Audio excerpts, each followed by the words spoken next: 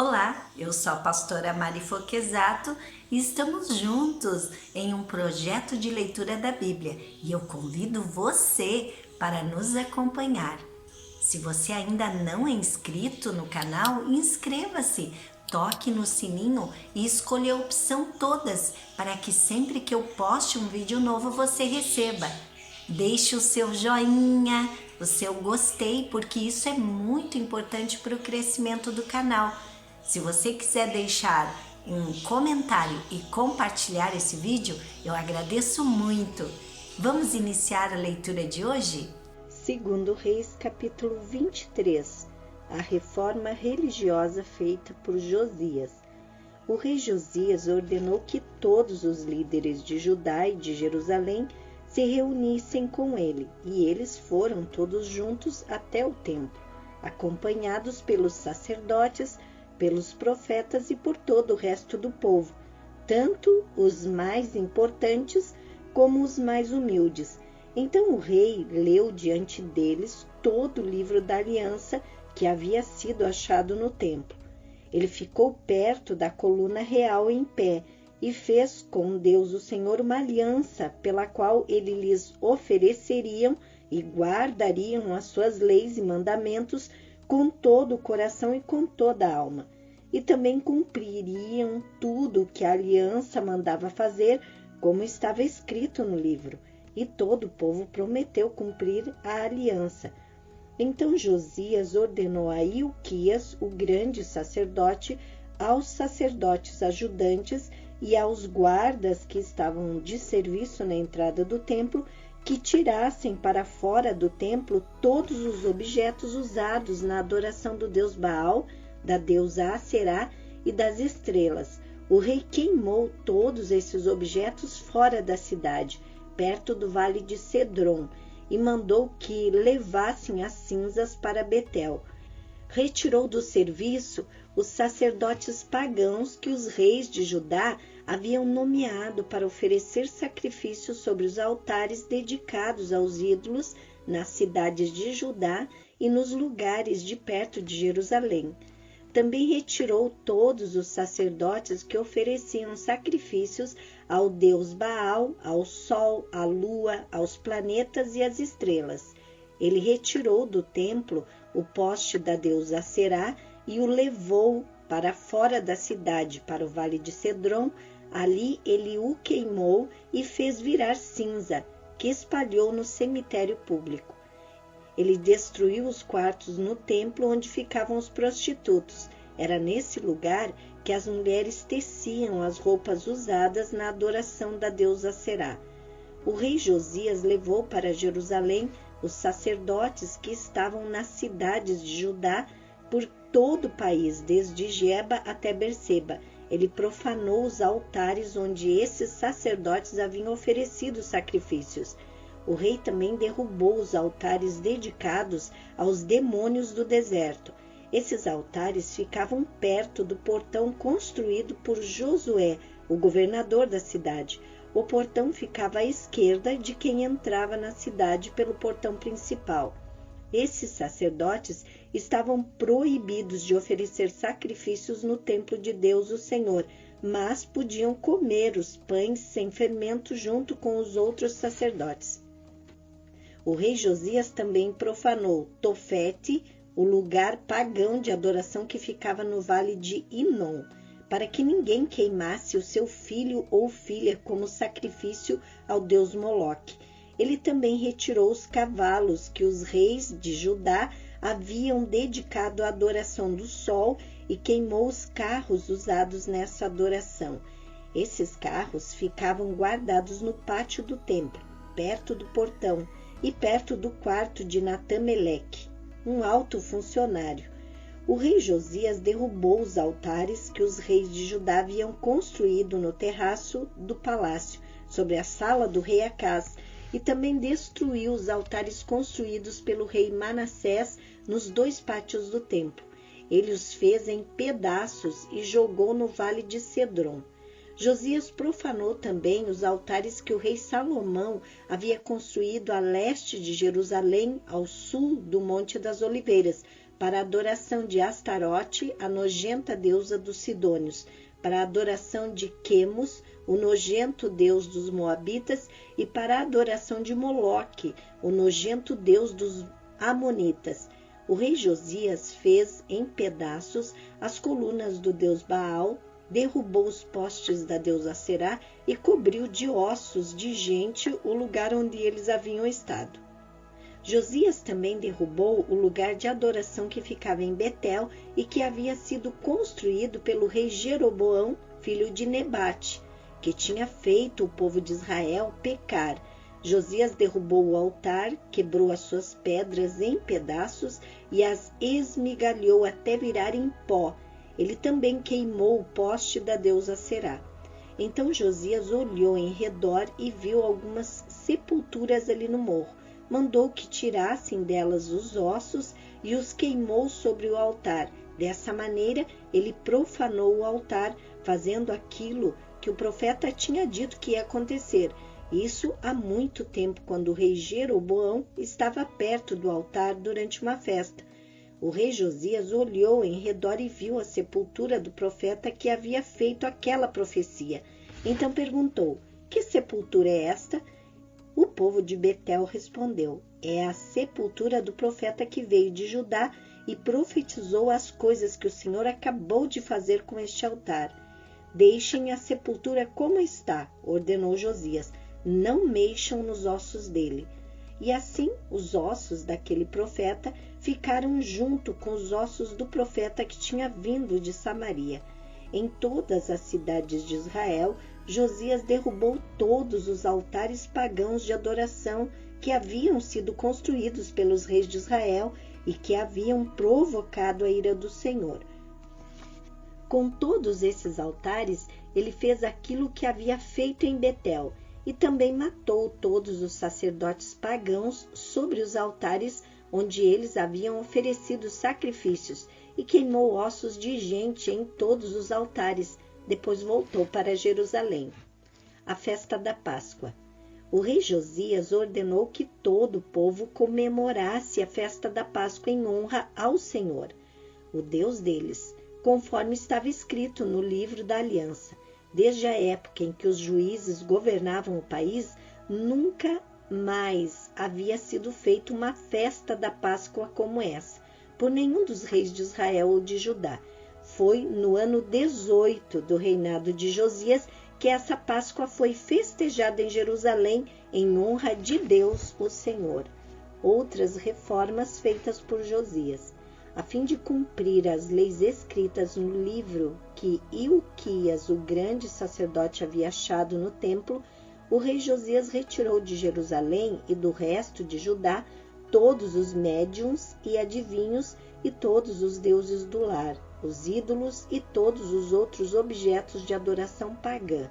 Não houve antes nenhum rei como ele que servisse a Deus o Senhor com todo o seu coração, mente e força, obedecendo a toda a lei de Moisés, e depois dele nunca houve outro rei igual a ele. Mas a ira terrível do Senhor havia sido provocada contra Judá por causa das coisas que o rei Manassés havia feito, e essa ira ainda não havia passado. O Senhor disse: eu farei com Judá o mesmo que fiz com Israel. Expulsarei da minha presença o povo de Judá e rejeitarei Jerusalém, a cidade que escolhi, e o templo, o lugar onde eu disse que seria adorado. O fim do reinado de Josias. Todas as outras coisas que o rei Josias fez estão escritas na história dos reis de Judá. Durante o reinado de Josias, Faraó Neco, rei do Egito, levou seu exército até o rio Eufrates para ajudar o rei da Assíria. O rei Josias saiu para lutar contra o rei Neco em Megido e foi morto em batalha. Os seus oficiais puseram o corpo dele num carro de guerra e o levaram de volta para Jerusalém, onde foi sepultado no seu túmulo. O povo de Judá escolheu Joacás, filho de Josias, e o ungiu como rei em lugar do seu pai. O reinado de Joacás de Judá. Joacás tinha 23 anos de idade quando se tornou rei de Judá. Ele governou 3 meses em Jerusalém. A mãe dele se chamava Umatal e era filha de Jeremias, da cidade de Libna. Seguindo o exemplo dos seus antepassados, Joacás fez coisas erradas que não agradam a Deus o Senhor.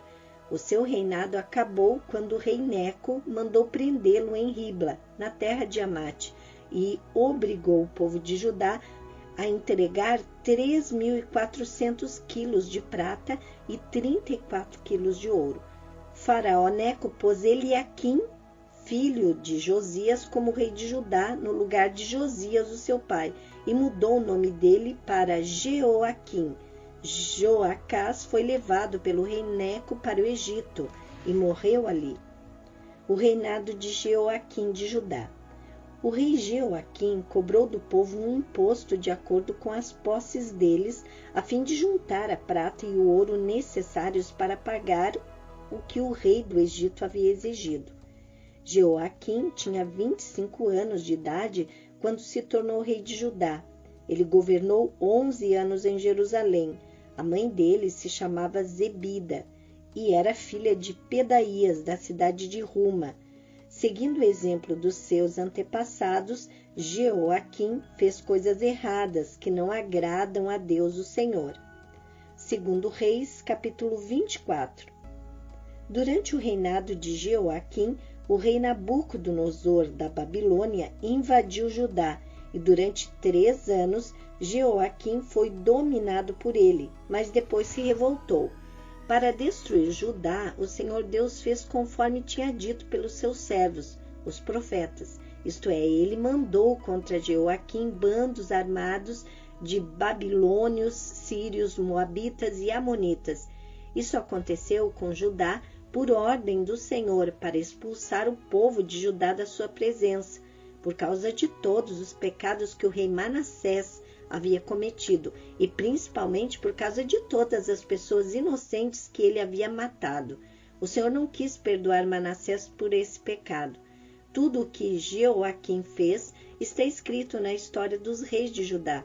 Jeoaquim morreu e o seu filho Joaquim ficou no lugar dele como rei.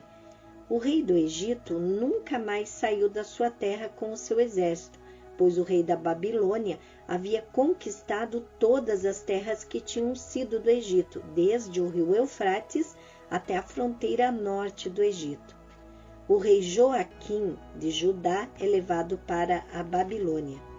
Joaquim tinha 18 anos de idade quando se tornou rei de Judá. Ele governou 3 meses em Jerusalém. A mãe dele se chamava Neusta e era filha de Elnatã, de Jerusalém. Seguindo o exemplo do seu pai, Joaquim fez coisas erradas que não agradam a Deus o Senhor. Foi durante o reinado de Joaquim que o exército da Babilônia, comandado pelos oficiais do rei Nabucodonosor, marchou contra Jerusalém e cercou a cidade. Enquanto a cidade estava cercada, o próprio rei Nabucodonosor foi até lá. E o rei Joaquim e sua mãe, os seus filhos, os seus oficiais e os funcionários do palácio se entregaram aos babilônios. No 8º ano do reinado de Nabucodonosor, ele levou Joaquim como prisioneiro. Também levou para a Babilônia todos os tesouros do templo e do palácio, conforme o Senhor tinha dito. Nabucodonosor quebrou todos os objetos de ouro que o rei Salomão tinha feito para serem usados no templo. Nabucodonosor levou como prisioneiros toda a gente de Jerusalém, todos os príncipes e todos os cidadãos mais importantes, 10.000 pessoas ao todo. Levou também todos os artesãos, incluindo os ferreiros. Ficaram em Judá somente as pessoas mais pobres. Nabucodonosor levou Joaquim para a Babilônia como prisioneiro, junto com a mãe dele, as suas esposas, os seus oficiais e as pessoas mais importantes de Judá. Nabucodonosor mandou todos os homens importantes para a Babilônia, 7.000 ao todo, e 1.000 artesãos, incluindo os ferreiros, todos eles treinados para lutar na guerra. Nabucodonosor colocou Matanias, o tio de Joaquim, como rei de Judá, e mudou o nome dele para Zedequias. o reinado de Zedequias de Judá. Zedequias tinha 25 anos de idade quando se tornou rei de Judá. Ele governou 11 anos em Jerusalém. A mãe dele se chamava Umatal e era filha de Jeremias, da cidade de Líbna. O rei Zedequias fez coisas erradas que não agradam a Deus, o Senhor, como o rei Joaquim havia feito. O Senhor ficou tão irado contra o povo de Jerusalém, de Judá, que os afastou da sua presença. Segundo Reis, capítulo 25, os babilônios conquistam Jerusalém. Zedequias se revoltou contra o rei Nabucodonosor, da Babilônia. Então Nabucodonosor veio com todo o seu exército e atacou a cidade de Jerusalém no dia 10 do 10º mês do ano 9 do reinado de Zedequias. Eles acamparam fora da cidade e construíram rampas de ataque ao redor dela. Ficaram cercando a cidade até o ano 11 do reinado de Zedequias. No dia 9 do 4º mês do mesmo ano, quando a cidade estava apertada pela fome e não havia comida para o povo, os babilônios conseguiram abrir uma brecha na muralha da cidade. Embora eles estivessem em volta da cidade, todos os soldados israelitas fugiram durante a noite. Eles saíram pelo caminho do jardim do rei, foram perto do portão que ligava as duas muralhas e fugiram na direção do Vale do Jordão. Mas o exército dos babilônios perseguiu o rei Zedequias, alcançou-o na planície de Jericó e todos os seus soldados o abandonaram. Zedequias foi preso e levado para o rei da Babilônia, que estava na cidade de Ribla. Ali, Nabucodonosor pronunciou a sua sentença contra Zedequias. Mataram seus filhos na frente dele.